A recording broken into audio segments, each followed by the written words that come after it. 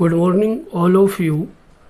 दैनिक जीवन में रसायन कुछ दवाइयों की, कुछ मेडिसिन की हम बात करेंगे टेस्ट नंबर 10 के थ्रू। तो अपना जो टेस्ट नंबर 10 है उसके अंदर कुछ दवाइयों की हम बात कर रहे हैं, कुछ इंपॉर्टेंट क्वेश्चन हम देख रहे हैं। निम्न में से कौन सा प्रति अम्ल है?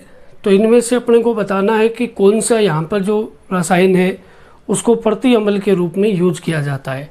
तो देखो, पेनिसिलिन ये एक प्रतिजैविक होती है। ये जो औषधि है ये प्रतिजैविक के रूप में यूज होती है। तो ये एक औषधि जो है वो यहाँ पर प्रतिजैविक है, एंटीबायोटिक औषधि है ये प्रतिजैविक। एस्पिरिन, एस्पिरिन यहाँ पर दर्द निवारक है, दर्द निवारक, या इसको हम बुखार के अंदर भी यूज़ होती है। ठीक है, बुखार को कम करने वाली होती है, कम करने वाली, बुखार को भी कम करने वाली है। लेकिन इसका यूज ज़्यादातर हृदयघात रोगियों के लिए, हार्ट अटैक रोगियों के लिए किया जाता है, क्योंकि ये खून को पतला बनाती है। Sodium hydrogen carbonate, sodium bicarbonate जो है NaHCO3, इसका यूज होता है एक प्रति अम्ल के रूप में, एंटा एसिड के रूप में।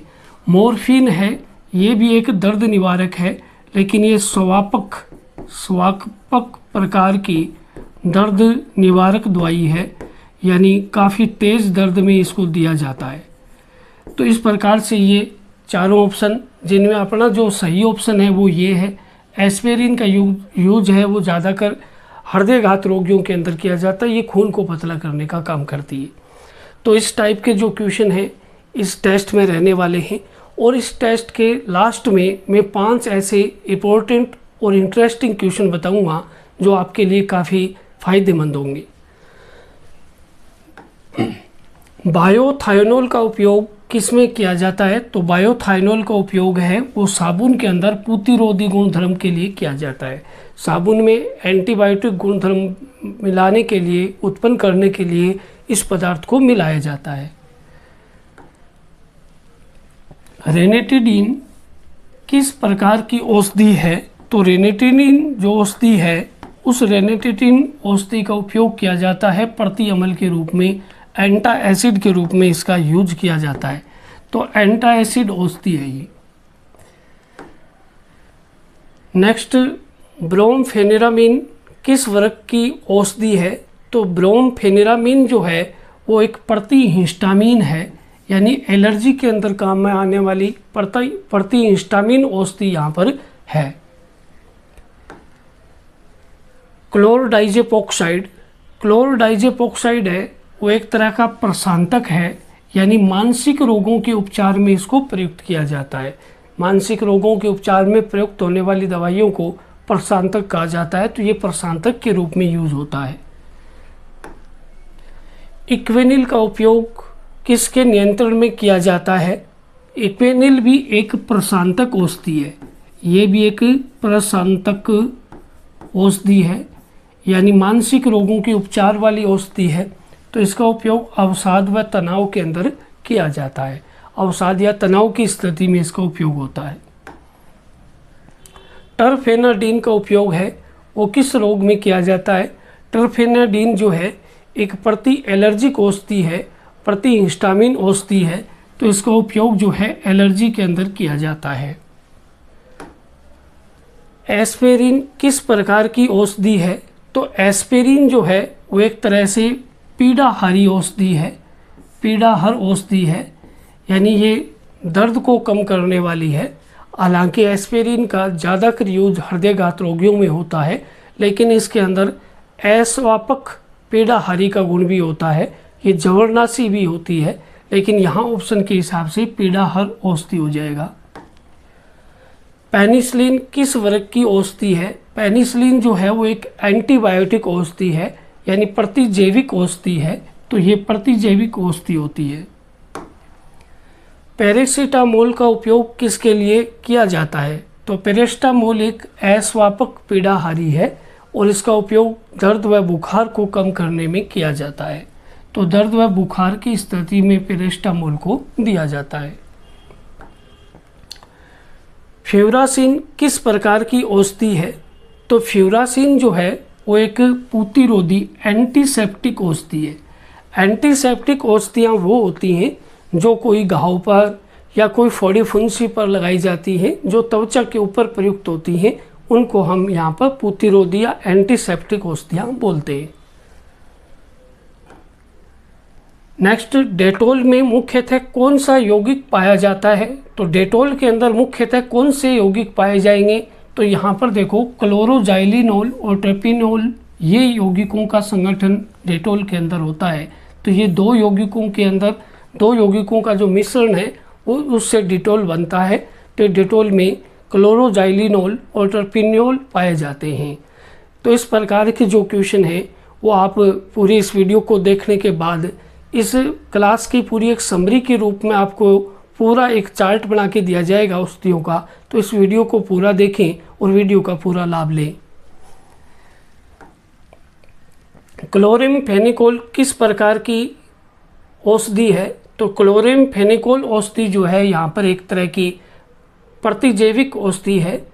तो ये प्रतिजैविक औषधि के रूप में यूज किया जाता है। बारब्यूरेट्स का मुख्य कार्य क्या है? बारब्यूरेट्स जो है वो भी एक तरह के प्रशांतक हैं और ये जो प्रशांतक हैं इनका उपयोग मानसिक रोगों के उपचार में किया जाता है। और ये जो बारब्यूरेट्स है इनके अंदर ऐसे गुणधर्म होते हैं कि ये नींद लाने में सहायक होते हैं, व्यक्ति को नींद की अवस्था में लाते हैं और मानसिक शांति प्रदान करते हैं। तो ये नींद लाने वाले घटक होते हैं। मॉर्फिन किस प्रकार का पीड़ाहार है? मॉर्फिन, अब देखिएगा, एक स्वापक पीड़ाहार होता है, एक अस्वापक पीड़ाहार होता है। स्वापक पीड़ाहार का अर्थ ये है कि वो बहुत ही तीव्र दर्द में दिया जाएगा और वो एक तरह से नशीली दवाइयाँ होंगी जिनका उपयोग बहुत ही सावधानी पूर्वक किया जाता है। और यहाँ पर जो हम कह रहे हैं कि मॉर्फिन जो है, तो मॉर्फिन यहाँ पर क्या हो जाएगा? शक्तिशाली पीड़ाहार हो जाएगा, यानी स्वापक पीड़ाहार हो जाएगा। यहाँ शक्तिशाली पीड़ाहार इसका उत्तर हो जाएगा। एमोक्सिलिन किस प्रकार की औषधि है? तो एमोक्सिलिन जो है वो यहाँ पर एक प्रतिजैविक या एंटीबायोटिक औषधि का एग्जाम्पल है। प्रति अम्ल एंटासिड का उपयोग किसके उपचार में किया जाता है? तो एंटासिड का उपयोग है वो एसिडिटी को कम करने में, जो अमाशय की बढ़ी हुई अम्लता है उसको कम करने में किया जाता है। तो हम यहाँ पर लिख देंगे अम्लता के उपचार में इसका उपयोग किया जाता है। असक्त पीड़ाहार का उदाहरण है। असक्त पीड़ाहार वो होता है जो सामान्य दर्द की स्थिति में प्रयुक्त किए जाते हैं, जैसे पैरासीटामोल हो गया, इस प्रकार के जो साल्ट है वो यहाँ पे यूज किए जाते हैं। तो यहाँ पर एस्पिरिन भी यूज हो सकता है। एस्पिरिन हो गया, पैरासीटामोल हो गए, ये यहाँ पर असक्त पीड़ाहार है। असक्त पीड़ाहार है सामान्य दर्द की स्थिति में दिए जाने वाले। और ये जो है, ये तीनों जो हैं ये यहाँ पर सख्त पीड़ाहार होते हैं, या इसको स्वापक पीड़ाहार भी बोलते हैं, जो तीव्र दर्द की स्थिति में दिए जाते हैं। एस्पिरिन यहाँ पर असक्त पीड़ाहार की श्रेणी में आता है। एस्पार्टेम सुक्रोज से लगभग कितना अधिक मीठा होता है? तो एस्पार्टेम जो है एक प्रकार की आर्टिफिशियल शुगर है, कृत्रिम शर्करा है। और इसका जो सुक्रोज की तुलना में, यानी चीनी की तुलना में, ये लगभग 100 गुना मीठा होता है। तो इसका 100 गुना मीठापन होता है चीनी की तुलना में। प्रतिरोधी एंटीसेप्टिक का उपयोग कहाँ किया जाता है? तो एंटीसेप्टिक जो है, प्रतिरोधी जो है, वो त्वचा पर प्रयोग किए जाते हैं, जीवित ऊतक पर इनका उपयोग किया जाता है। तो इसका ऑप्शन सही हो जाएगा ए, जीवित ऊतक पर इनका उपयोग होता है। कुछ विशेष प्रश्न, जैसे कि आपको वीडियो के शुरू में बताया था कि लास्ट में कुछ इंटरेस्टिंग और विशेष प्रश्न आपको बताए जाएंगे, तो हम उन प्रश्नों की शुरुआत करते हैं। देखिए, ये कुछ विशेष प्रश्न में पहला प्रश्न, एलिटेम सुक्रोज से लगभग कितना गुना अधिक मीठा होता है? तो सुक्राल, ये जो एलिटेम है, एलिटेम का मीठापन जो है वो सुक्रोज की तुलना में यानी चीनी की तुलना में लगभग 2000 गुना होता है। अब आप इसको ऐसे समझ सकते हैं कि मान लो 5 लीटर पानी में हमने 2 किलो चीनी को घोल करके और कोई विलयन बनाया, तो जितना वो पानी मीठा होगा, 5 लीटर पानी में 2 किलो चीनी घोलने पर वो पानी जितना मीठा होगा, इस एलिटेम की मात्र 1 ग्राम अगर मात्रा उस 5 लीटर में मिला देंगे तो उतना ही मीठापन आ जाएगा। तो आप देख सकते हैं कि एलिटेम है वो 2000 गुना मीठा, चीनी से ज़्यादा मीठा होता है, 2000 गुना। नेक्स्ट देखो, विसंक्रामक का उपयोग मुख्यतः कहाँ किया जाता है? तो एक तो पूतिरोधी होते हैं, पूतिरोधी जैविक उत्तकों पर यूज किए जाते हैं, त्वचा आदि पर उपयोग किए जाते हैं, जबकि ये जो विसंक्रामी है इनका उपयोग निर्जीव वस्तुओं पर किया जाता है। तो निर्जीव वस्तुओं पर इनका उपयोग होता है, निर्जीव वस्तुओं पर ये काम करते हैं।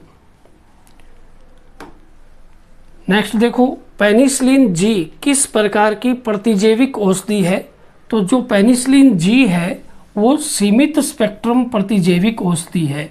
देखिएगा, प्रतिजैविक औषधियों का, एंटीबायोटिक औषधियों का एक रेंज होता है, एक इनका स्पेक्ट्रम डिसाइड किया जाता है कि कौन सी औषधि विस्तृत स्पेक्ट्रम है, कौन सी संकीर्ण स्पेक्ट्रम है। तो यहाँ पर ये जो पेनिसिलिन जी है काफ़ी इंपॉर्टेंट उदाहरण है ये। तो इसमें यहाँ पर ये संकीर्ण स्पेक्ट्रम प्रतिजैविक औषधि होती है। सैक्रिन का रासायनिक नाम क्या है? देखिएगा, सैक्रिन भी एक कृत्रिम मधुरक है, आर्टिफिशियल शुगर है, और ये चीनी की तुलना में काफ़ी ज़्यादा मीठा भी होता है, और इसका जो रासायनिक नाम है वो होता है ऑर्थोसल्फोबेंजीमाइड। ऑर्थोसल्फोबेंजीमाइड है वो सैक्रिन का रासायनिक नाम होता है। निम्न में से कौन सा विस्तृत स्पेक्ट्रम प्रतिजैविक है? तो विस्तृत स्पेक्ट्रम प्रतिजैविक यहाँ पर टेट्रासाइक्लिन है। टेट्रासाइक्लिन है वो यहाँ विस्तृत स्पेक्ट्रम प्रतिजैविक है। अब कुछ विशेष तथ्यों की चर्चा करते हैं। जैसे अभी यहाँ पर हमने एस्पार्टेम, सैक्रिन, इनकी चर्चा की है। तो यहाँ जो ये सामने आपके चार्ट है, इसमें ये 4 प्रकार के कृत्रिम मधुरक, आर्टिफिशियल शुगर है, और इनके अंदर इनके कितने कितने गुना ये ज़्यादा मीठे हैं सुक्रोज से, ये अपने बता रहे हैं। एस्पार्टेम है वो लगभग 100 गुना ज़्यादा मीठा होता है सुक्रोज से, यानी चीनी से 100 गुना ज़्यादा मीठा है ये। इसी प्रकार देखो, सैक्रिन जो है वो लगभग 550 गुना ज़्यादा मीठा है चीनी से। सुक्रालोस ये लगभग 600 गुना ज़्यादा मीठा है। एलिटेम लगभग 2000 गुना ज़्यादा मीठा है। तो आप इसका एक स्क्रीनशॉट भी ले सकते हैं, जिसके बाद में आप अपने नोट्स के रूप में भी इसको प्रिपेयर कर सकते हैं।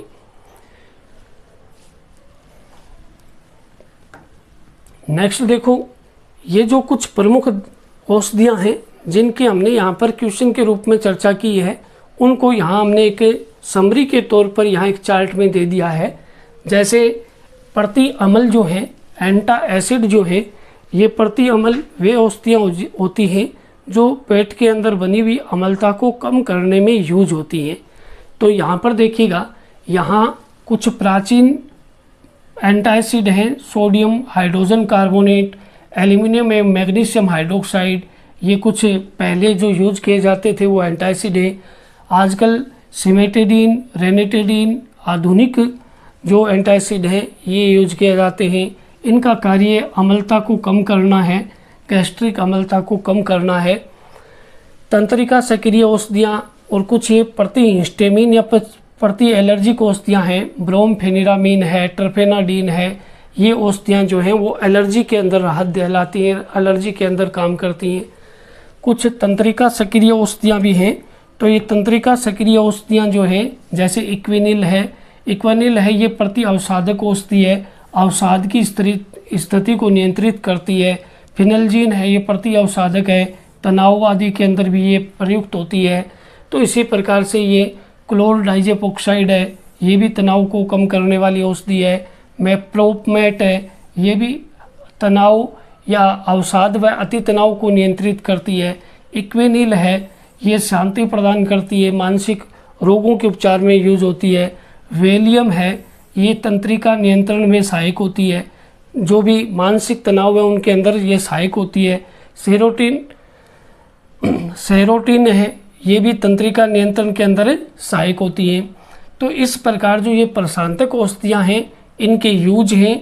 और ये जो है जैसे यहाँ पर ये भी वेलियम है, ये भी तंत्रिका तंत्र के अंदर राहत दिलाती है और ये भी औषधि इसी प्रकार की औषधि है।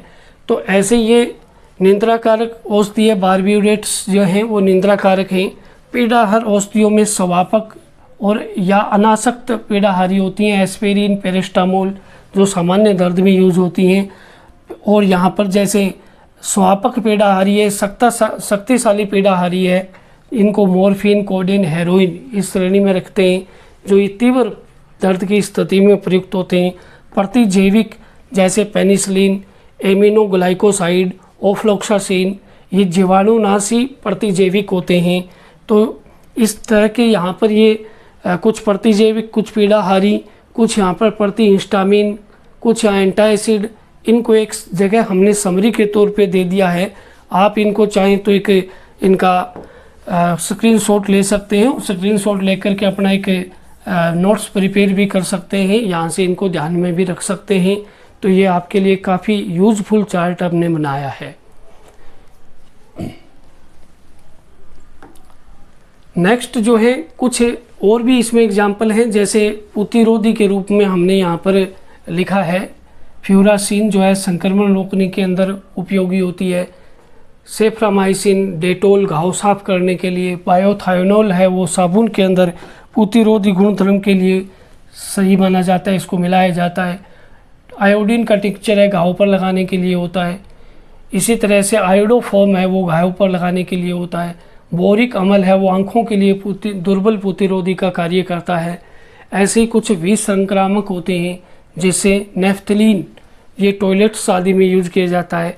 SO2 गैस है, वो अनाज के गोदाम में प्रयुक्त होती है। ऐसे ही यहाँ पर 0.2 से 0.4 ppm Cl2 जो है वो जल के शुद्धिकरण में प्रयुक्त होता है। ऐसे कुछ प्रतिजनन क्षमता औषधियाँ हैं, जो गर्भ निरोधक औषधियाँ हैं। यहाँ पर नोर एथिनड्रोन तथा एथाइनिल एस्ट्राडाइल है, ये यहाँ पर इस तरह की औषधियाँ यहाँ मानी जाती हैं। तो इस तरह की जो औषधियाँ हैं ये यहाँ पर इस तरह की औषधियाँ हैं, इनको भी हम याद रख सकते हैं और इनको भी हम लिख सकते हैं। तो इसका स्क्रीनशॉट लेकर के आप यहाँ पर इनको एक अपने नोट्स के रूप में आप प्रिपेयर कर सकते हैं। आते हैं लास्ट के अंदर, और लास्ट में ये क्वेश्चन आपके लिए दिया गया है और इस क्वेश्चन को आप कमेंट सेक्शन में ज़रूर इसका आंसर लिखेंगे। प्रश्न है आपके लिए, आयोडोफॉर्म का उपयोग मुख्यतः किस रूप में किया जाता है? 4 ऑप्शन है, प्रतिरोधी, प्रतिजैविक, पीड़ाहार, प्रतिअम्ल। जो भी आपको ऑप्शन सही लगे उसको आप अपने कमेंट में ऑप्शन के हिसाब से A, B जो भी हो उसके हिसाब से आप लिख करके इसका आंसर बताएंगे। आज की क्लास में इतना ही। वीडियो अच्छा लगा हो तो लाइक ज़रूर करना, चैनल पर नए हो तो सब्सक्राइब करना। Thank you.